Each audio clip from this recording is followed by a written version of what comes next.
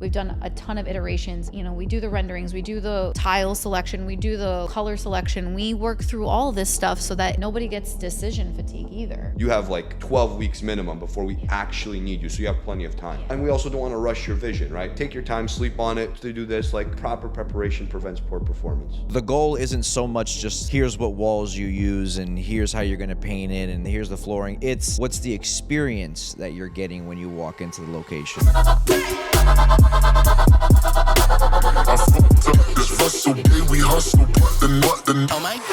All right, welcome guys.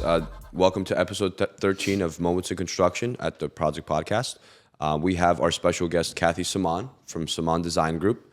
And we are going to be talking about different aspects of how Prawdzik has in the past collaborated and now and into the future going to be collaborating with our team in order to try to benefit the client as much as possible.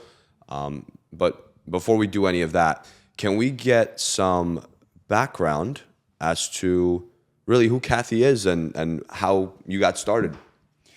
Oh boy.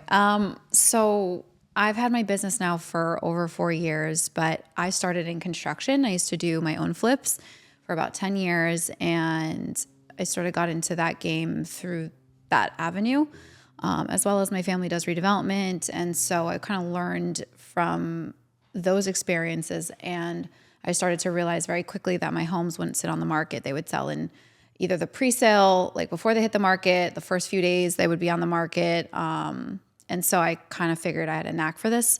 So during the pandemic, I took some courses online and decided like now or never. It was like July of 2020. So we were like in the thick of it. And I was like, let me just do this. And it was the best decision I've ever made. So.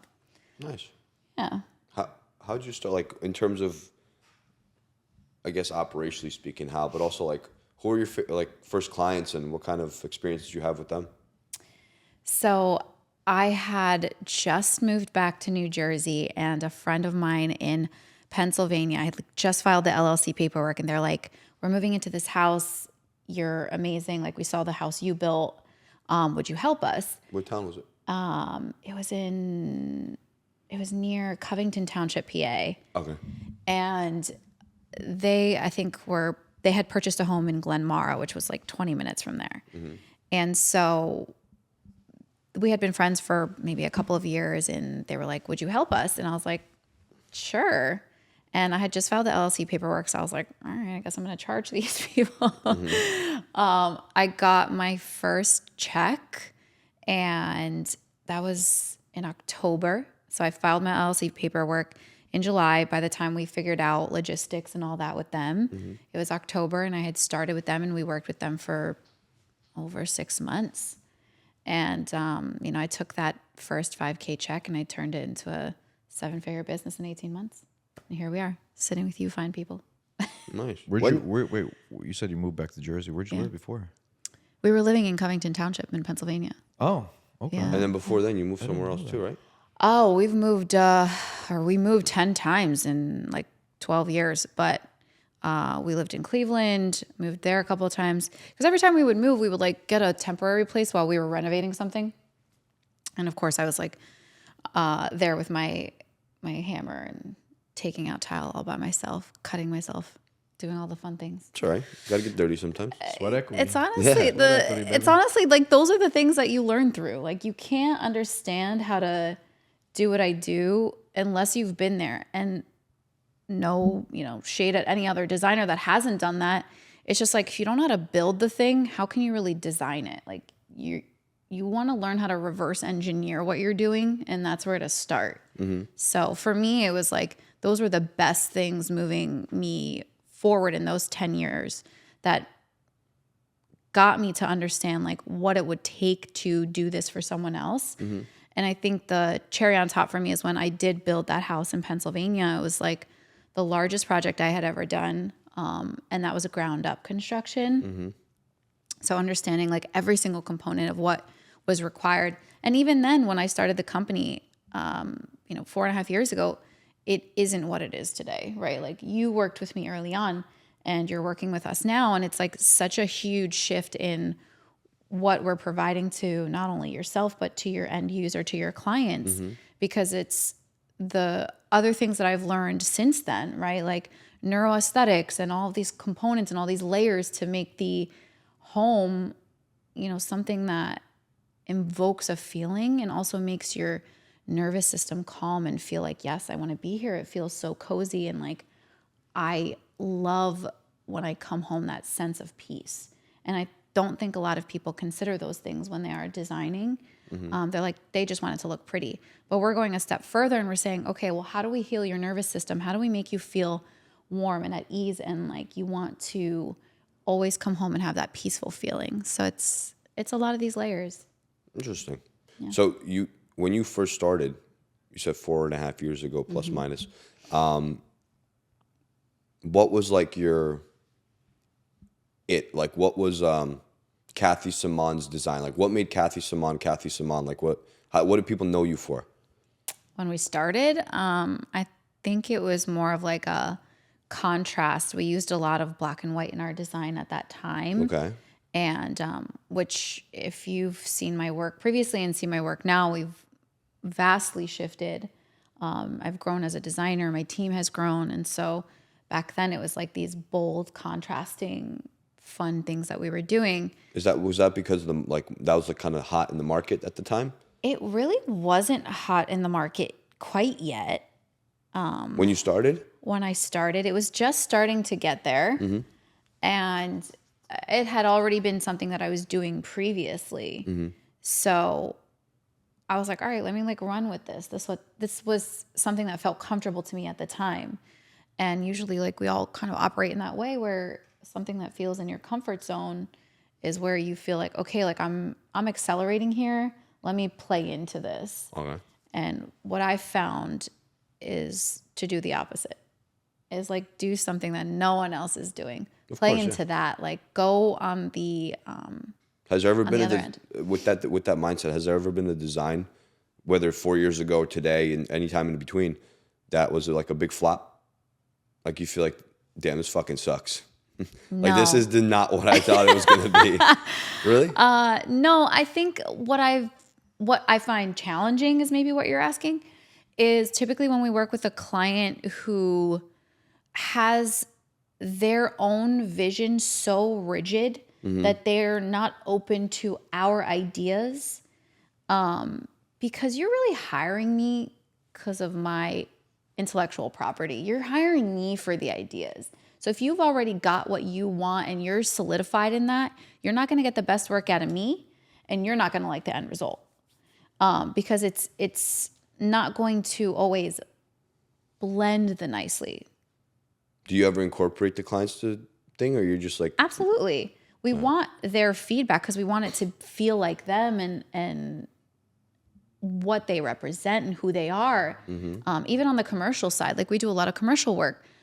We work with restaurant owners, we work with salons, we work with spas, like we work with all different types of businesses, and we want it to still represent their brand, right? So we want a piece of them into that, incorporate into that, but it can't be just them. You're coming to me so I can give you my best. And the clients that get the absolute best result are the ones that come in with an open mindset, like, show me how good it can get. Like, that's really what will result in the award-winning things, the things that make it onto magazine covers. Like, that's the stuff, because you're allowing space for the creativity to blossom naturally.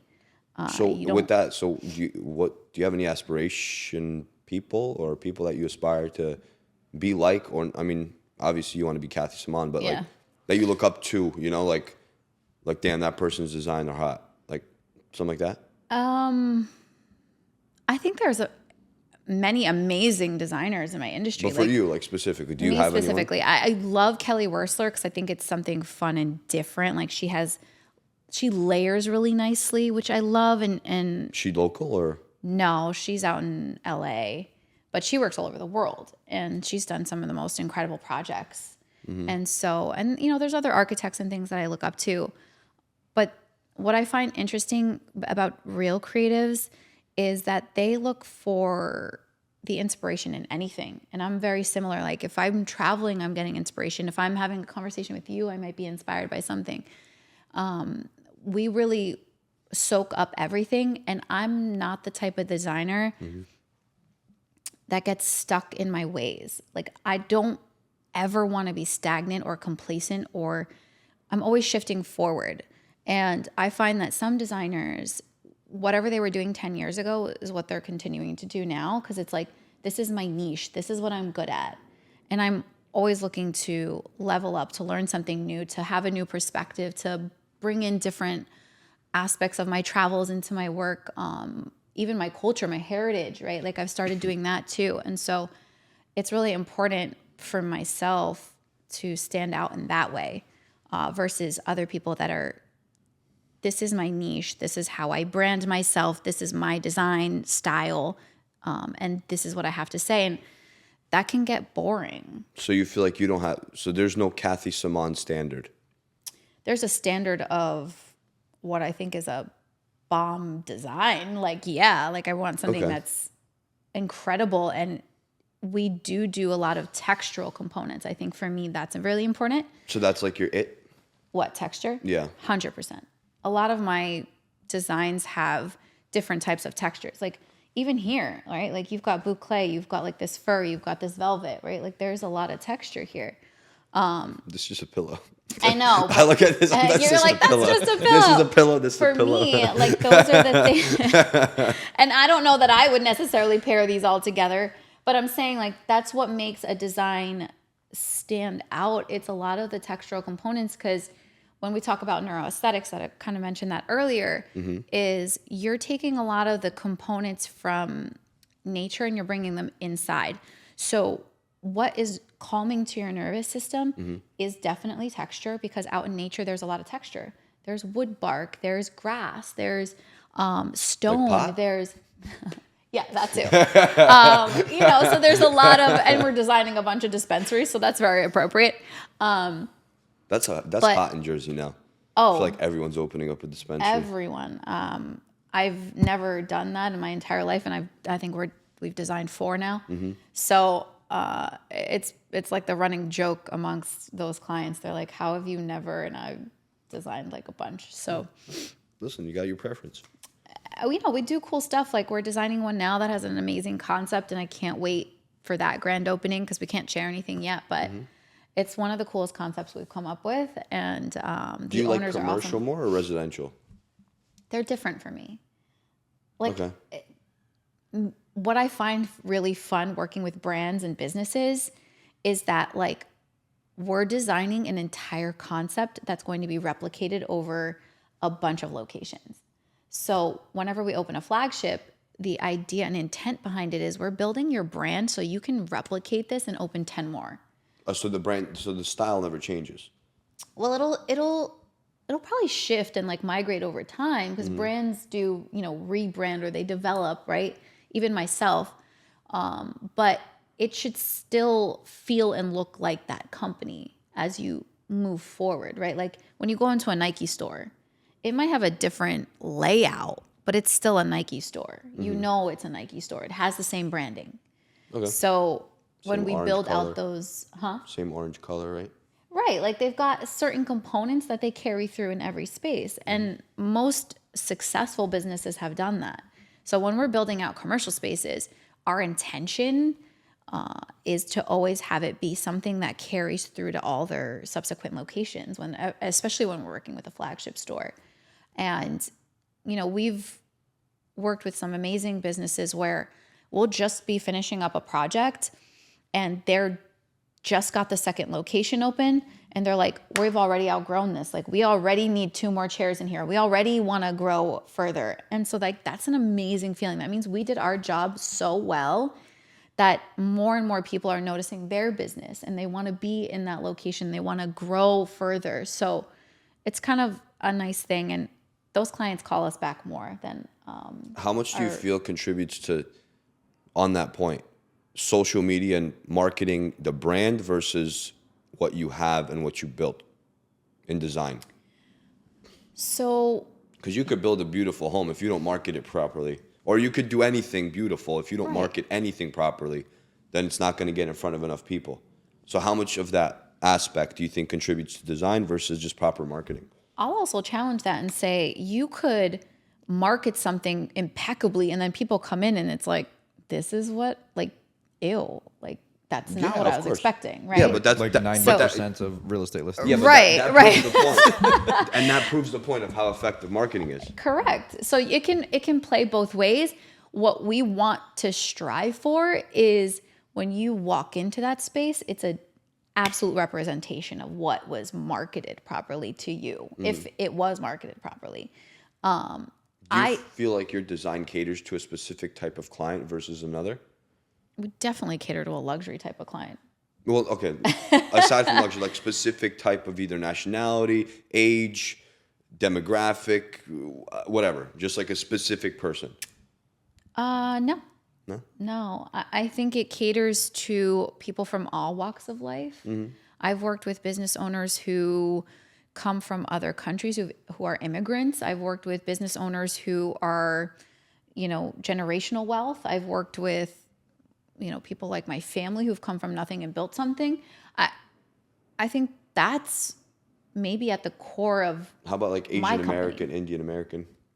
Tons. Yeah. Yeah. I mean, the award-winning space that we built out for the Brow Bar in Manhattan, she's an immigrant from an Asian country, and her story's incredible. Like, she started with like one chair and basically a closet-sized room to now a studio that has 8 chairs. And that's over a very short amount of time. And like, what a beautiful story that is. And to have been a part of that story is really like, And she's paying Manhattan rent. She's paying Manhattan. Yeah, exactly. Right. And then I've worked with other business owners. Like, I don't know if you know my buddy Jay, who owns the suit company. We did his flagship in Hoboken. That's like Oh, that's right. Chris told me about them. Yeah. So, we've worked with a lot of different people. We're working with a kosher pizzeria right now. And like, we've got a lot of fun things going on. I know, cigar lounge, things like that. Like I'm asking because before, when you talked about the marketing and design and people walking in and say this home is for me, I was wondering, like, in the marketing aspect, is there ever a time where like people walk in and feel exclusive to the home? You know what I'm saying? Like, oh yeah, this home is meant for me, right? Because you can walk into a nice home, but if it doesn't like fit your vibe or your design aspect, I feel like I don't think you're ever gonna catch everybody. No, yeah, that's what I'm saying. You're not gonna catch everybody, right? So who's that person that you do catch, and is that person consistent, or is that person typically change a lot? It changes based on the market. So when we're doing homes, right, like when we're working with builders, we first study the availability and what's on the market in that area first. Like if we're doing Millburn, or if we're doing South Florida, or wherever the heck we're doing this, we're going to go in and we're going to like pull comps, and we're going to see what has sold, what are the styles that other builders are doing, and we're going to stand out from whatever everyone else is doing. We're going to one-up them. We're going to one-up them. Of course. Yeah, because we want to be different enough to attract buyers that are not finding what they want because everything looks the same. And to be honest with you, my industry as a whole, and most of what most builders are suffering from, and my industry literally as a whole, there's so much sameness. How many luxury condos have you seen go up that's like the same finishes? It's like, can we not have white on white on white? Or like, can we not have the same brown with the same whatever? I should describe my house the way white. Thanks, Kathy. I appreciate that. You're welcome. I just call you out a little bit. It's like, okay, can you please just be a little more interesting? We as human beings are so intricate, and we're so interesting, and we're so beautiful in all of our differences, and then we build these cookie cutter garbage things. It's like, why? There's a lot of reasons why, Well, because then you're not maximizing as a builder, like, and coming from that, why did my homes not sit on the market? Because they were different. Yeah. Why did my home sell for more money than what was available at the time in that market? Like, people are like, you're never going to get that much. We would get over that much. Yeah, there's a reason. I think part of the reason why it doesn't happen is the cost of doing that extensive renovation or build or whatever. Second part is sometimes too much is no good, right? I agree So with that when too. somebody is trying to design something that's they're in the industry of building homes or renovating homes, but they don't design, right? Right. They know how to follow a plan, how to make sure the sheetrock is done, right? Like, and then you say, hey, design this, and then there's like 15 different ideas going in their mind. And then furthermore, that conversation doesn't only stay in their mind, they go out to other people. Now all of a sudden their judgment is getting clouded by the opinions of others, right? So then they put together this design and you stand back and you're like, no. This feels hodgepodge. And listen, and here's right. So when we were building our home, and we literally tiled our entire primary bathroom, and then I made Zibby rip it all out because we stood back and we were like, okay, we had all these different ideas, and they all clashed against each other, right? And the setup of the room wasn't done in a way that would support the design that we wanted to. Like if we had certain things, then we would have been able to pull that off in retrospect. But now we're too far along. And then it made me go back to just a basic concept design and then bring in the colors, right? Bring in the greens, bring in the mustards, bring in that, but work on a palette based off the grayscale or the black and white scale, because that would be the most simplistic for me. Because if I started a design thing with golds in them and did this, right? And if I run into that, and I mean, me and Matt used to pick out finishes all the time. What about the person that's doing it one-off? There's not a shot, right? Let alone, do they have, and I'm not wealthy by any means, but do they have the money to throw away $5,000 in tile because you're going to rip it all down? You get what I'm saying? Like that fear. Yeah. It just, I think people have the ambition to want to do it, but they're either terrified that they're going to do it wrong, which, let's call it for what it is. There's like a 75% chance you're gonna mess it up, right? At some point, right? You may get like one room right or a section of the room right, but you'll just jack up the rest, right? And then you take it a step further, because then you get into like furnishing, right? How long we looked for our couches was like absurd. Why? Because we needed a specific couch, not only in length and dimension wise, but we needed it to fit the aesthetic of the home. And we love our couch. It's made of one of these things. No, One of these. One of these textures. it's almost like a Sherpa, like a Sherpa blanket, but it's the entire couch is So like it's that. like kind of like a boucle? I can't remember what it was called, the material. It's like this. No, this is like No. kind of. No, that's velvet.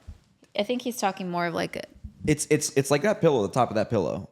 this? Yeah, the whole couch is like that. Oh yeah, okay. Like a I mohair? remember You did like a mohair? It's like a very low version of it. Just Yeah, like it's literally like kinda a like a mohair. like a fleece blanket. Yeah. But your whole couch is a fleece Yeah. blanket, right? And Yeah. we It's a loved it, raccoon. right? It's a raccoon. It's probably a raccoon. raccoon. And it was an amazing, but it didn't match our style. It didn't match the aesthetic, right? So then we had to adjust certain things in the house now to fit it. We're not thinking that deep when we're picking paint colors, right? That's why you hire a designer, the one that's going to 100%. be, right? And I think that, when you were touching base on in the beginning, when you were like, hey, I want to create that experience when you walk in. And I think that I really started to realize what you do when we briefly discussed like some of the upcoming things that you have going on, especially in the commercial space, because the goal isn't so much just to, here's what walls you use and here's how you're going to paint it and here's the flooring. It's what's the experience that you're getting when you walk into the location, right? Because we've all been to different barbershops or salons, right? There's a different experience, right? Yeah. Everybody can cut hair. Everybody has chairs, hopefully, right? Yeah. They got a mirror. They got a place where they wash your hair. And that's what a salon, right, reminds me of back in the day, right? It's white. It's got black chairs, right? Like the black desks, right? And everything's a hot mess, right, on top of that table. And then you walk into something that you're designing or you're working with a designer, and everything has a place, right? There's a whole separate section where I don't know what women like to do at the salon, right? But like, for example, guys, right? Like there's a barbershop that I went into, and there's a whole section that, you could have some whiskey, right? Just sit down and smoke a cigar. Like, this whole section is just built out for anybody who's into that. It's not impeding on the people who are not into that. Yeah. It's a whole different section. Don't know if it's legal, but I'm not saying where it is. BYOB. Right? Yeah, maybe it's not definitely not BYOB. It's there, right? But it's the experience that you get, right? Because sometimes you show up to the barbershop an hour early because you got nothing else to do and you want to beat traffic, and then you're just hanging out there. Not the barbershop I go to, but I don't have time.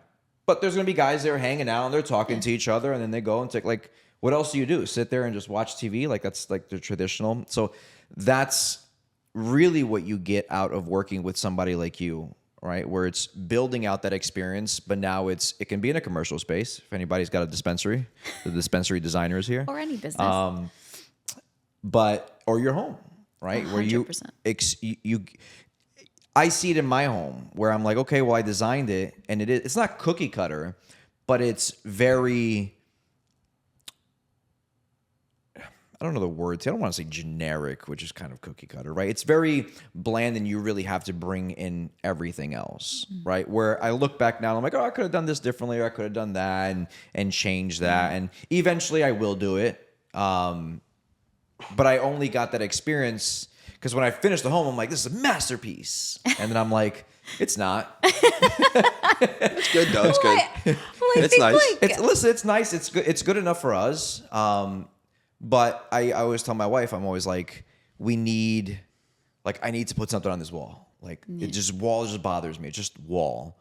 And I don't like just wall. It just give me something. But the problem is like, what am I going to do? Am I going to bring something from my heritage? What am I going to have? I can bring Portuguese flag. We're not going to. We could do the Portuguese flag outside. But what am I really gonna bring in? Or like I'm gonna bring in the rooster. It doesn't fit into the design, right? I could bring in the heart from Viana Costello, which is where I'm from. Mm-hmm. Okay, maybe I could put that somewhere. But again, like in my mind, right? It doesn't fit. Right. Like it doesn't. But it does. It doesn't work, and it may. Yeah. Right.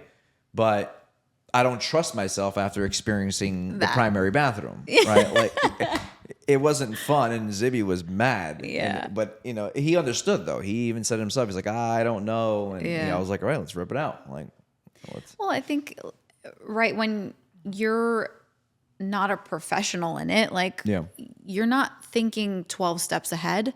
Because even when we're working with builders, I'm still looking at how to put the furniture in, even though I'm not going to be there for when the new buyer buys their home or puts their furniture in. I'm still thinking like, how is the flow going to be? How are they going to position this?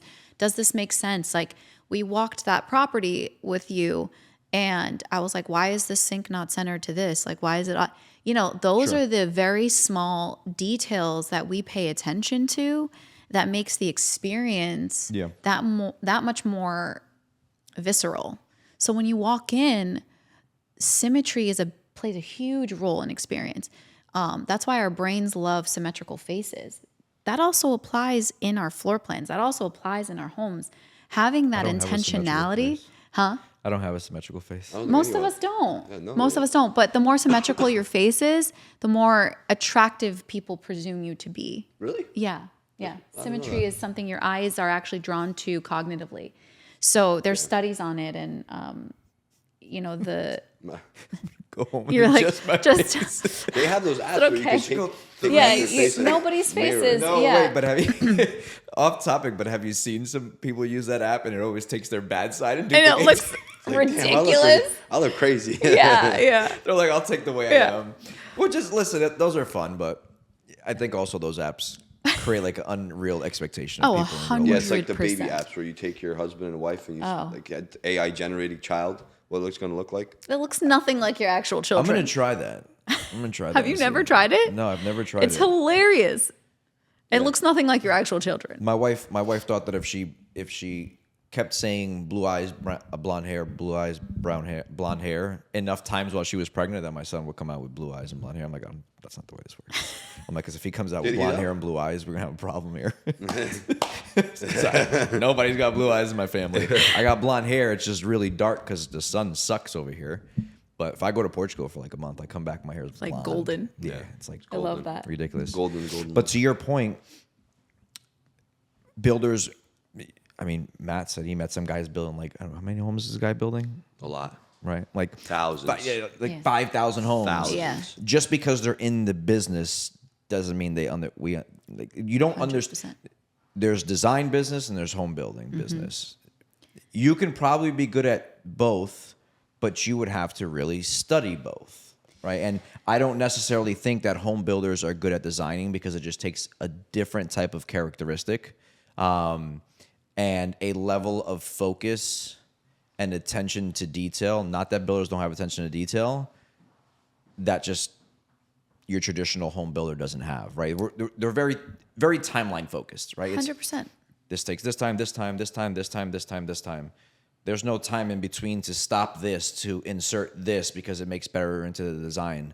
So getting somebody like you involved ahead of time, right? Which I guess we could touch base on, and like how you would get involved, right? Is beneficial because it's from the start, right? And you're kind of giving us the heads up on, hey, you have to change this because of X, Y, and Z, right? Because now your design won't work. And it kind of leads to like Matt's question in the beginning as to when designs didn't ultimately make sense, right? Where it's because I wasn't relinquished the project to be able to have my creative efficiency inside of the project, where they brought in too many ideas or too many limitations that ultimately my design didn't blossom as it should. It popped, but it wasn't all there. It was 90% there, right? But yeah. It's kind of my two Speaking cents. about that, so in terms of like, again, touching on home building and design, like I mentioned to you before, there's a lot of reasons why builders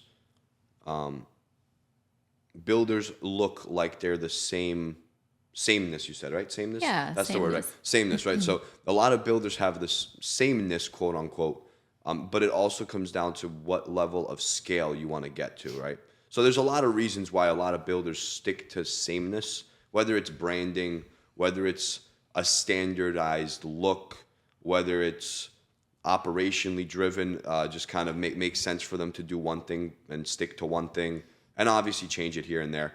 But in terms of, trying to avoid that as a builder, and getting, again, that design involved and kind of make it different.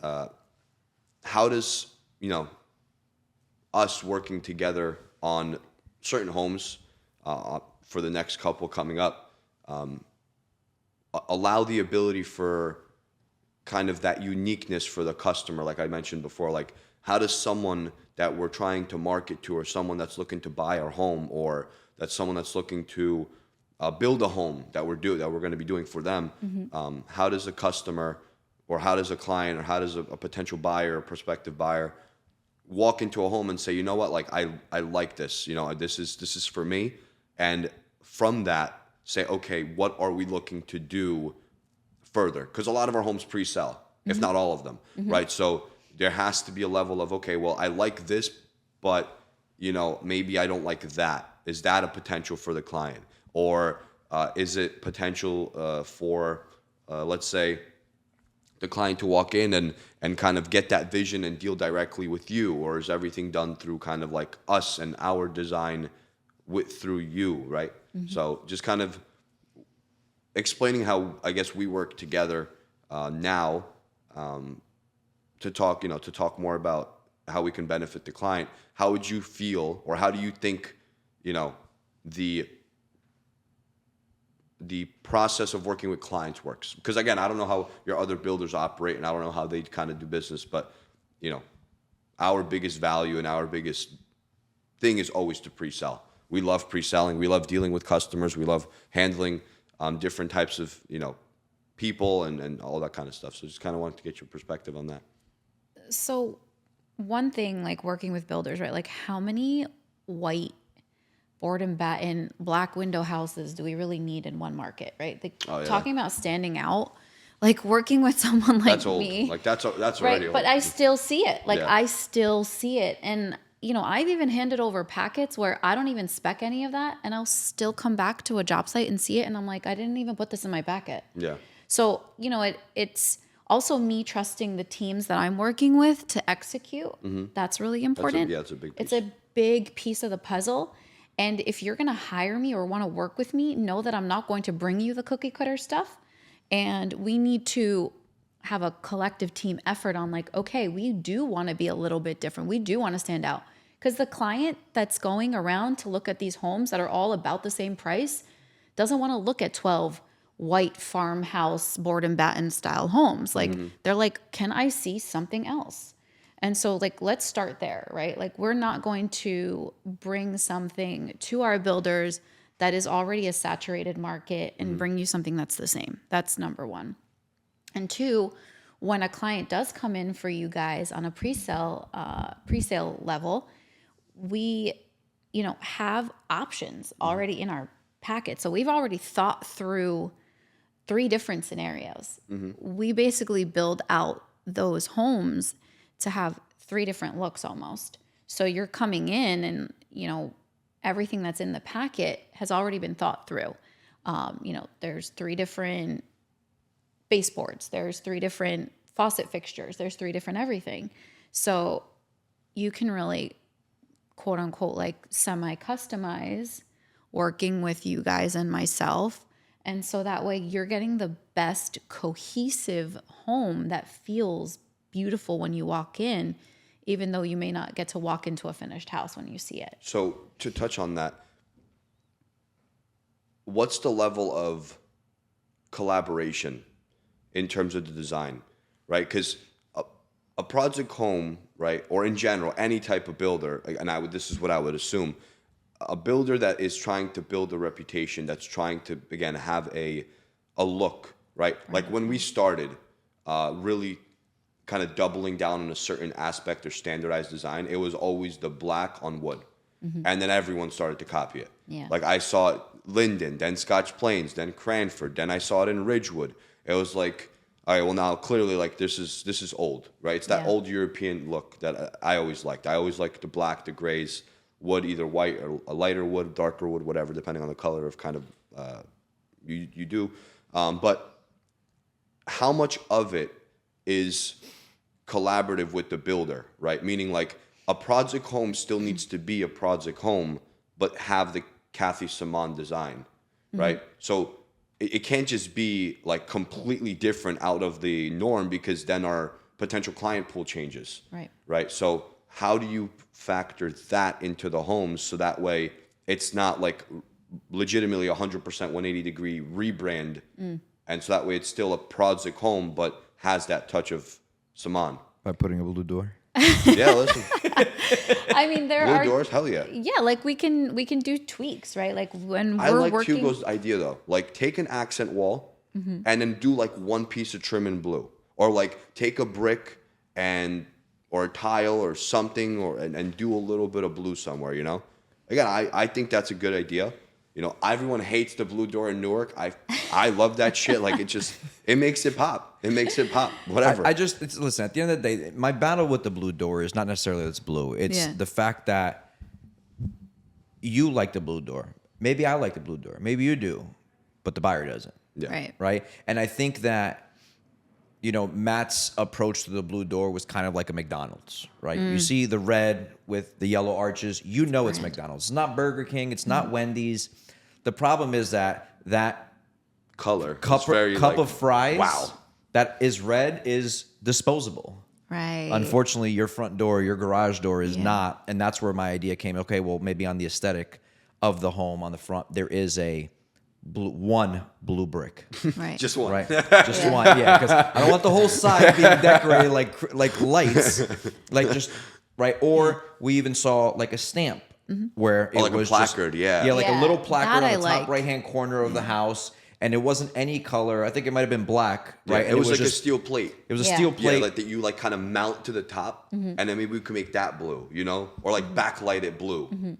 But blue isn't one of your brand colors. It is. Yeah, it is. It's the only brand color. It's the only. Oh, you've got the little yes. Yeah, But that's again, not like I'm thinking for some reason in my head like a navy blue. No, but that's like a brighter blue. Yeah, it's the Prawdzik blue. Yeah. I don't know if that's the actual name. It's not copyrighted trademark. He's gonna trademark it now. Trust me. He's like, I'm gonna concoct my own color and I'm gonna drill it down everybody's head. Oh my gosh.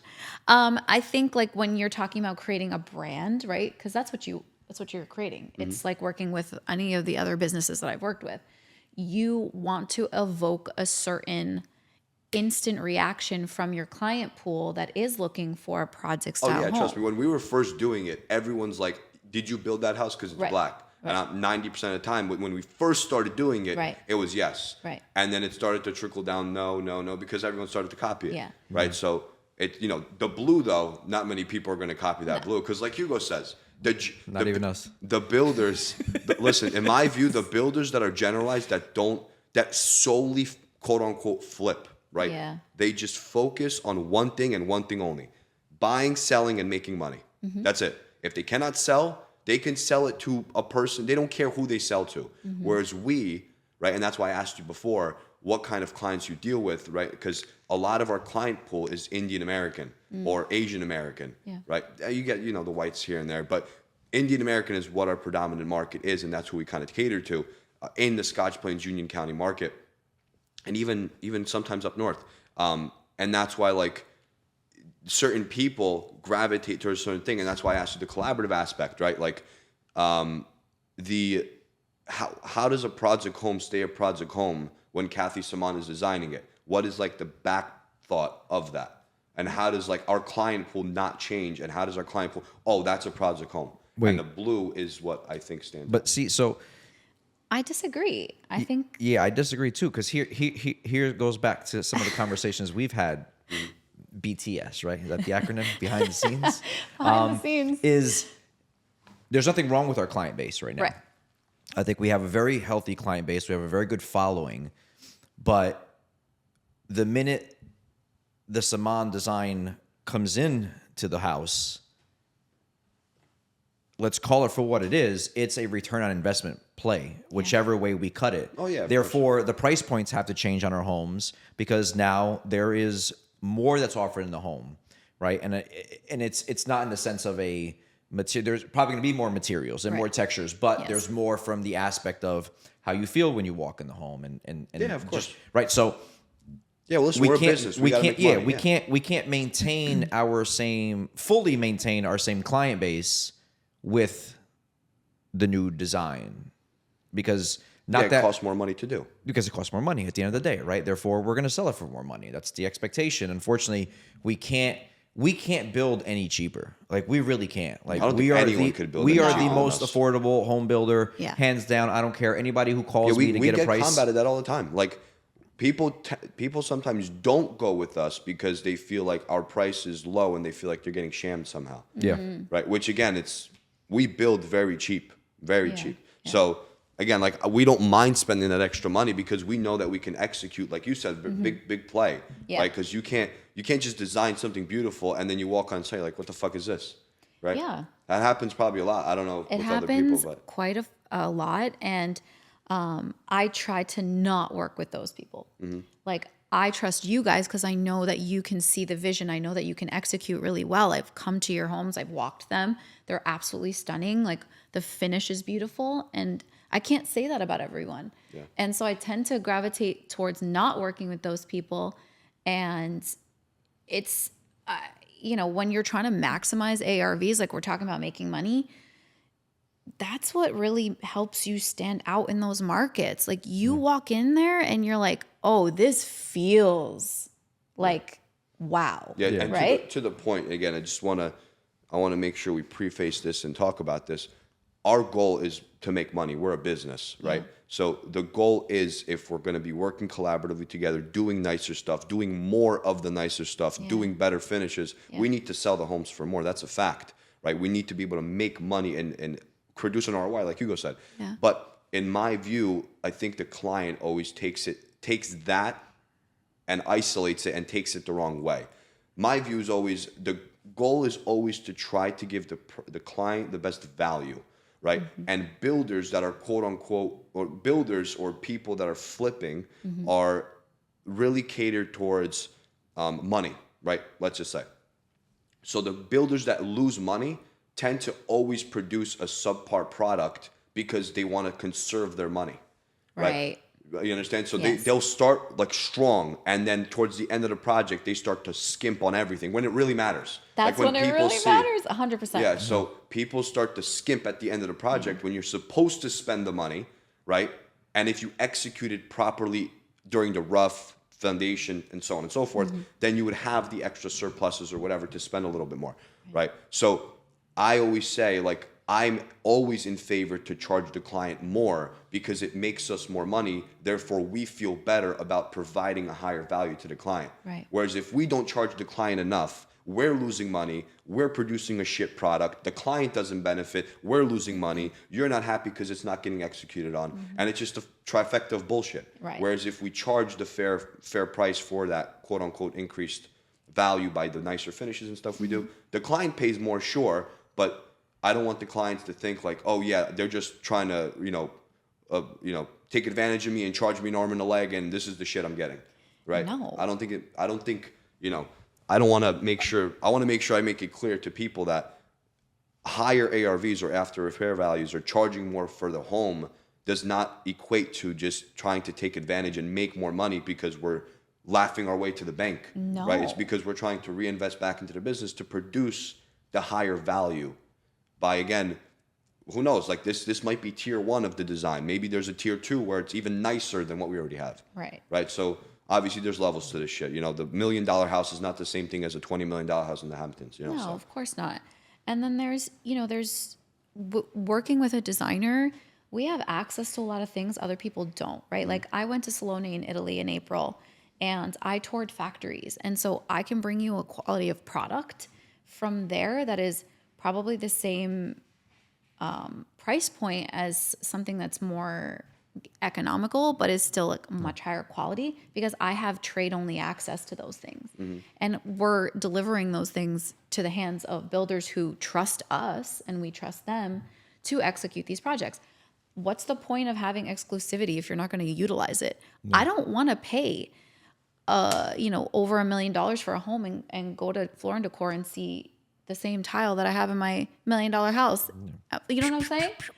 Yeah. So like, Shots fired. Yeah, sorry. No, but not for nothing, Floor and Decor is expanding like crazy, dude. It is. Like yes, nuts. it is. Like nuts. But I've worked with builders who are selling homes at like, let's say 2.5 and they'll take my deck and I have very great pricing and they'll take it to Floor and Decor and be like, find me the look for less. And I'm like, this is not JCPenney over here. Yeah. You're buying exclusivity at a $2.5 million tag, which is not you guys. Yeah, and that's a completely a different market. A different market completely. Yeah. But I'm just giving that as an example of like, some builders don't care. And I know that you guys do. Yeah. You're like, and I we want sell for to less. And you sell for less. We sell for like 1.2, 1.3 on average. Like right.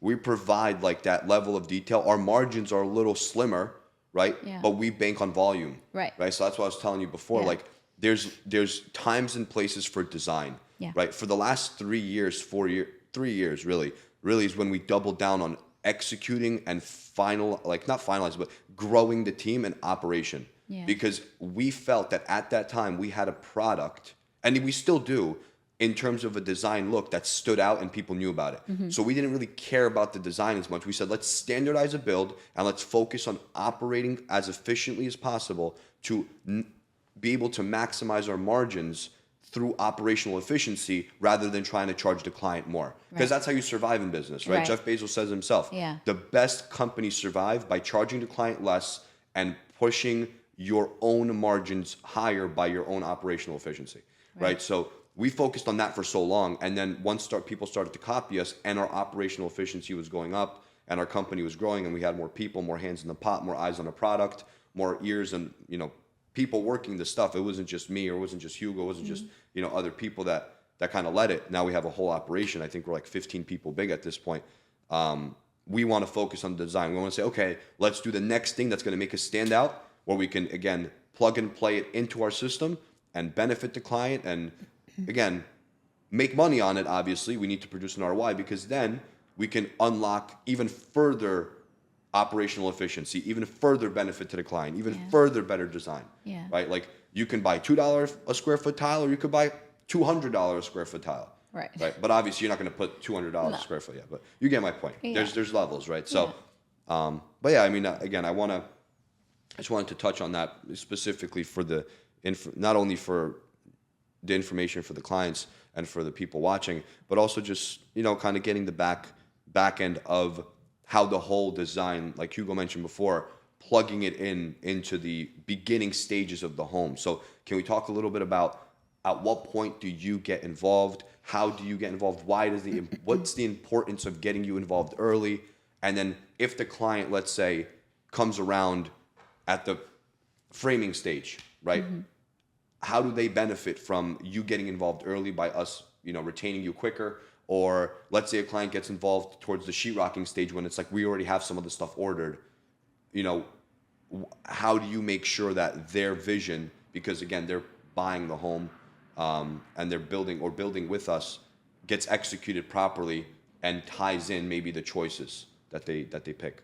So I think, the earlier the better with onboarding someone like me, just in the sense that I will probably do, like, let's say the master bathroom, right? I'm going to give an example. Mm-hmm. I've probably already done 6 to 8 iterations of how that bathroom will flow.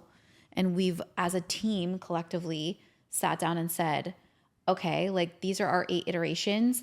This one doesn't work because of this, or this one, like, I don't like the flow here. I don't, and we'll narrow it down to like 3 great options as to how the flow will work. Maybe we want a wet room here because of the price point. Maybe we don't need, or maybe this particular client that's onboarded early needs a jacuzzi tub versus a soaking tub. Like, we work through some of these components, and we intentionally make floor plans. And this is like, you're doing floor plans way before you even do any sort of rough-ins, before you do any, you can rework a floor plan a bit when sticks are up, but you really should be working the floor plans far before you put anything into your property. Mm-hmm. So working with us like really early on helps the client in the sense that you're getting the best possible flow.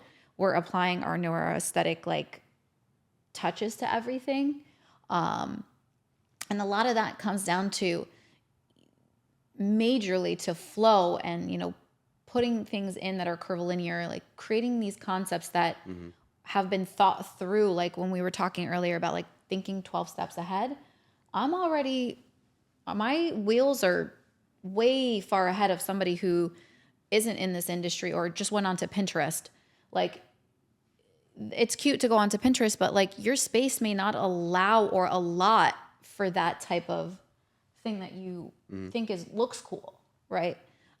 Executing on that is really the thing that is really important. So making sure that we do things really early on upfront, like those floor plans, like thinking everything through, looking at all the options, looking at staying within the price point, because, if you do get a client that comes on, maybe they do love a third option or an upgrade option, but that's something that they're going to have to consider. Like, is it worth it for us? It may just be a faucet that looks very similar to the one that was already going to be spec'd anyway. Mm-hmm. Do we really want to spend a couple $100 more here? Do I need the Brizo Italian faucet? Like, I don't know. Like, that's something that they'll have to decide. But having those things in place beforehand helps also streamline the process so it doesn't become overwhelming. Because what typically tends to happen, and not just with builders, but with clients that do come on a pre-sale level, is they get overwhelmed. There are hundreds and thousands of things that come into play when you're looking online, right? Mm-hmm. You have everything at your fingertips. Mm-hmm. But that doesn't mean that whatever's at your fingertips makes cohesive sense with whatever the project needs to be like. And that's what you ran into with the tile. Yep. It's like, okay, like I have access to anything and everything, but does it cohesively make sense? Does this home have that beautiful, cozy feeling that makes me want to live there when it's done? If I've just picked any random thing online, probably not. Because you're going to run into that clashing thing, or this room feels hodgepodge, like it doesn't make sense with the other space and the other side of the house. Like, how's it all working together? And you'll see it more working on a larger space even. The difference is with working with a larger space is like you have so much more. Does it feel like it's one if it all works together. And then working with a smaller space, I think the challenge is maximizing the square footage of like, I need all of these things in here, but I'm working with a smaller footprint. And so with all of those components, working with someone like myself and my team, like it's not just my head that's going into this. I've got 10 people, right? So I get to put it through the ringer. Doesn't go through them and their, pods. It goes through me as well. So we've already had a number of people work through what it could look like. We've done a ton of iterations. We do the renderings, we do the tile selection, we do the color selection. We work through all this stuff so that nobody gets decision fatigue either. Because I think that's a lot of people suffer. Yeah. I think limiting the amount of options that are in front of them, they could always say, okay, let's go a little bit lighter here, a little bit darker. Right. But if you give them the entire scale, forget it. Yeah. So you're doing a lot. There's a lot, right? You said it before, like you're coming to the table and you're presenting the full blown picture. Right. So how long does it take for you to come, right? So for the people out there that are going to say, I just decided to do construction, I knocked out all my walls, I need Kathy here tomorrow. How long does that take, right? So somebody calls you, how long does it take the Samaan Design Group to put together this, we'll call it masterpiece? this masterpiece. So for other builders that are coming to me, it's typically 6 to 8 weeks from the start to get your full packet. And then, we allow for some time for adjustments. If there's something that you guys didn't like, when we had to redesign it, we also allow some time for that.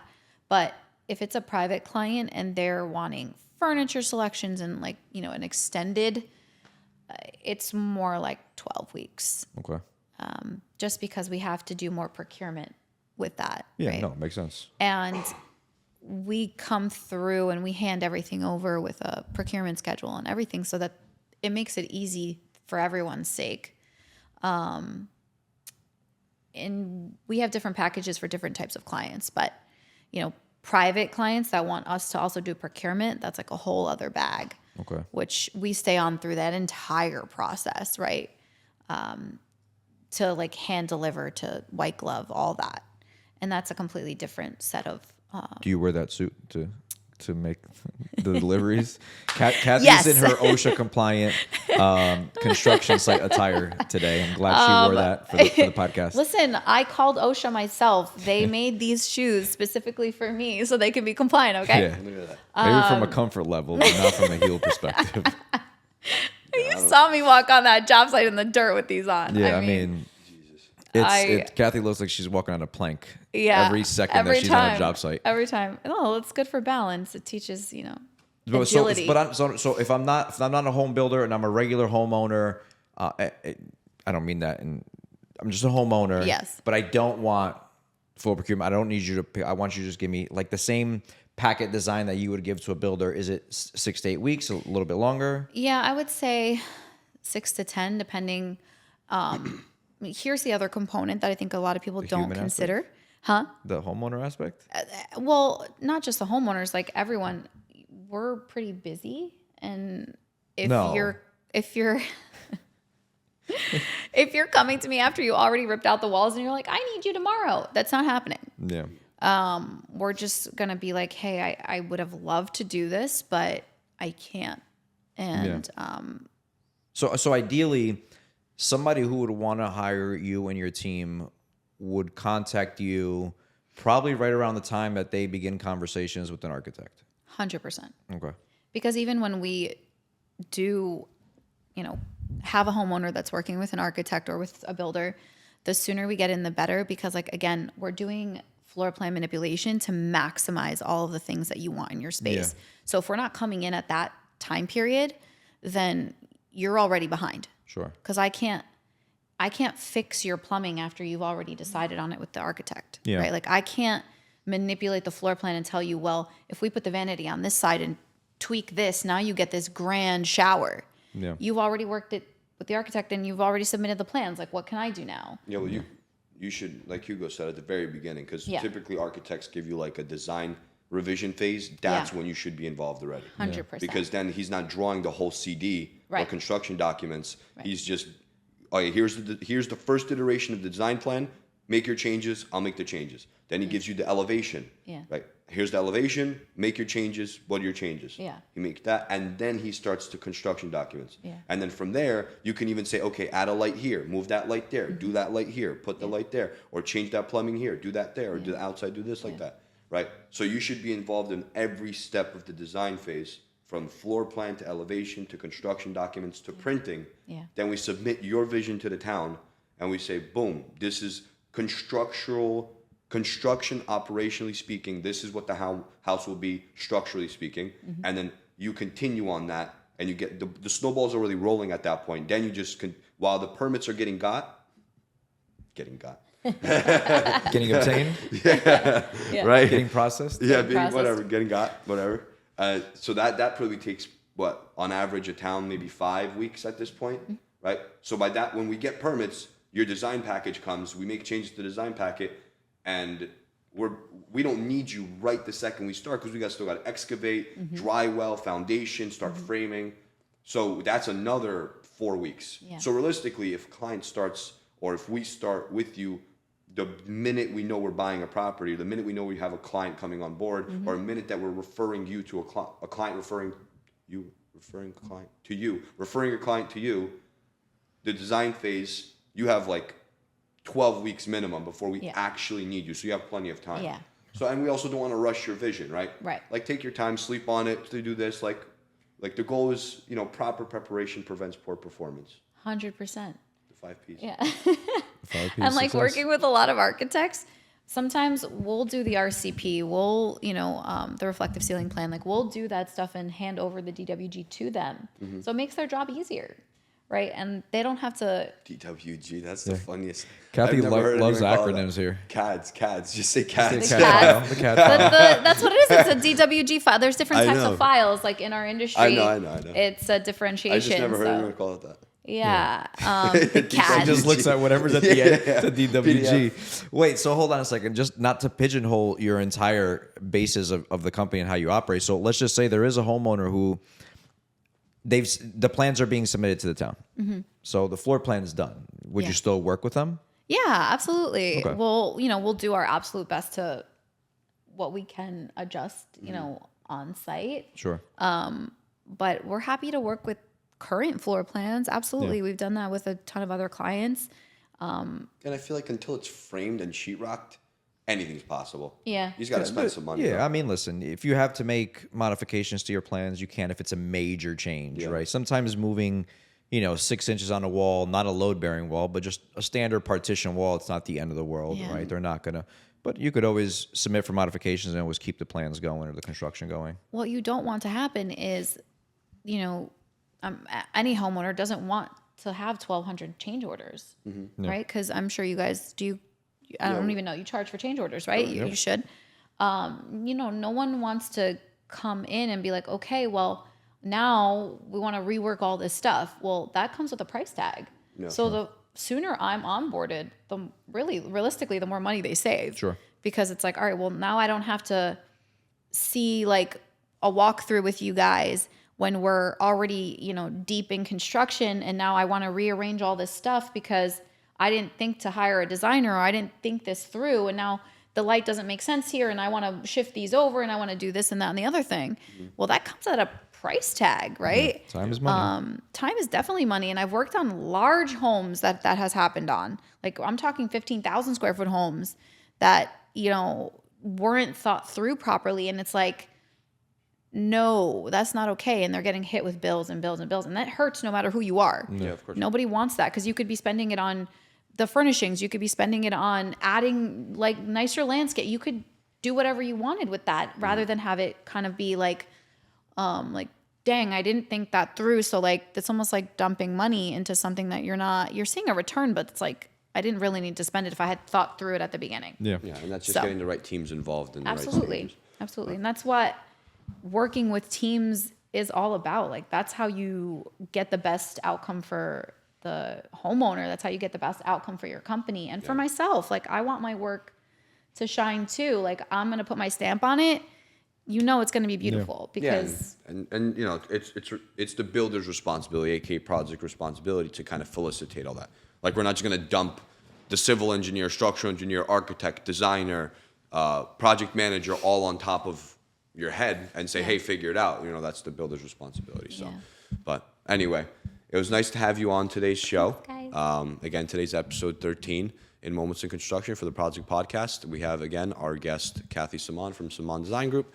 And again, stay tuned for our new upcoming homes, which are going to have Kathy's design incorporated in them. A lot of good stuff coming. A lot of homes coming on the market soon. Get it, not to sound punny, but get it while it lasts. Get it while it's hot off the grill. Right? hot off the grill. Hot off the grill. Nobody likes cold food. Yeah. And that's a wrap. Thank you very much. I like cold pizza. Yay.